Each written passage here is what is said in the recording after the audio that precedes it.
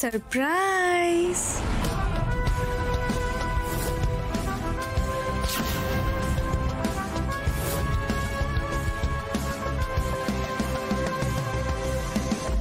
হাসি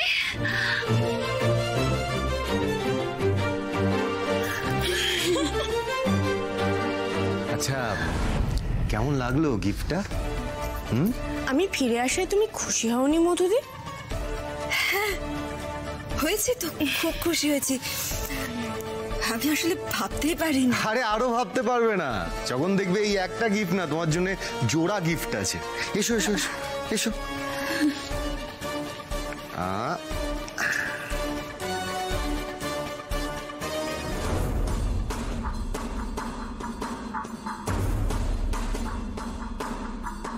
কই এসো।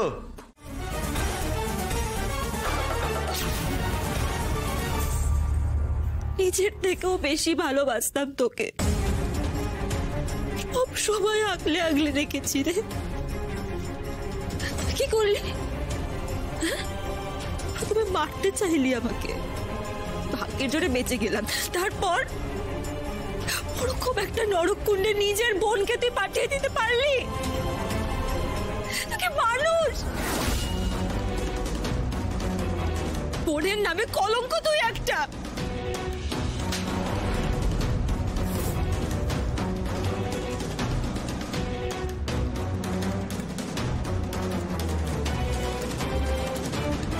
বোন কিরকম হতে হয় জানিস? ওই মেয়েটাকে দেখে শেখ। পারতো পারতো ও একা একা পালিয়ে যেতে, কিন্তু পালায়নি ও। আমাকে নিয়ে আমার সাথে আরো 5টা মেয়েকে উদ্ধার করে নিয়ে এসেছে। এই এখনো কথা বলছো তুমি? আর মধুদি তুমিও সত্যি, ও তো কথা বোঝার মানুষই নয়। ও যেটা বোঝে ওকে সেটা দিয়ে বোঝাতে হবে।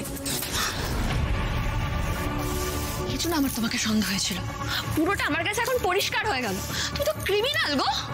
তুমি কি করলে শান্তনী? হ্যাঁ, আমার ছেলেটাকে গুন্ডা বদমাইশের কাছে ঠেলে পাঠালে।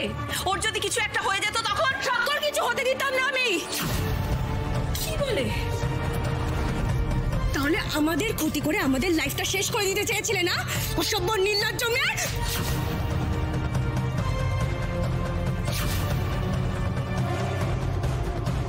নেহাত তুমি একজন মেয়ে তাই, আর সাক্ষ্যজিৎ চ্যাটার্জি কোনোদিনও কোনো মেয়ের গায়ে হাত দেয় না। চ্যাটার্জি এবং তার গোটা পরিবারকে ঠকানোর অভিযোগে আপনাকে গ্রেপ্তার করা হচ্ছে। আর হ্যাঁ, এবারে কেসটা নন বেলেবল, তাই কোর্টের রায় না আসা পর্যন্ত আপনাকে আমাদের কাস্টাডিতেই থাকতে হবে। নিয়ে চলুন, ধরুন।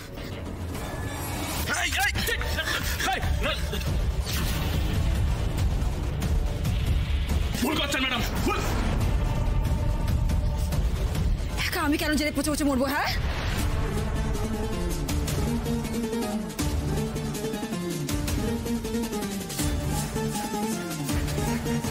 তুইও মর। মর। আসি।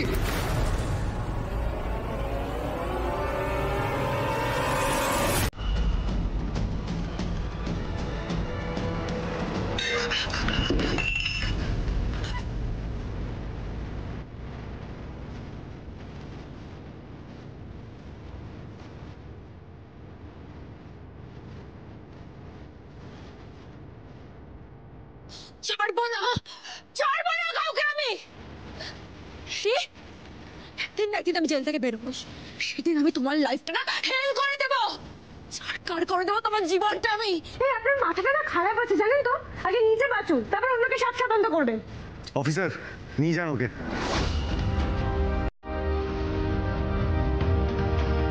নিয়ে আসুন।